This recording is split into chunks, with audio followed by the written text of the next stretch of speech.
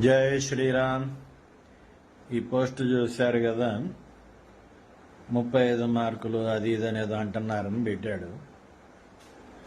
అంబేద్కర్ ఇచ్చిన రిజర్వేషన్ వల్ల ఇది సాధ్యమైందంట. ఇక్కడ పాయింట్ ఏంటంటే, రిజర్వేషన్ అనేది చదువుకునే అవకాశం కల్పించడానికి తప్పకుండా ఇవ్వాల్సిందే. కానీ ఉద్యోగ అవకాశాలు ప్రతిభ ఉన్న వాళ్ళకి ఇవ్వాలి అనేది టాపిక్. చదువుకునే అవకాశం అంబేద్కర్ గారు కల్పించారు. ఏమో చదవకుండానే మార్కులు వచ్చేసినాయా?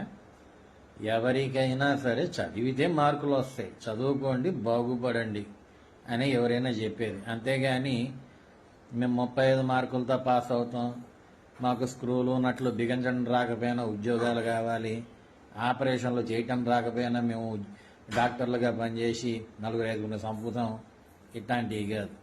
కాబట్టి చదువుకునేదానికి ప్రతి ఒక్కళ్ళకి అవకాశం కల్పించాల్సిందే. ఉద్యోగాలు మడుకు ప్రతిభ ఉన్న వాళ్ళకి ఇవ్వండి.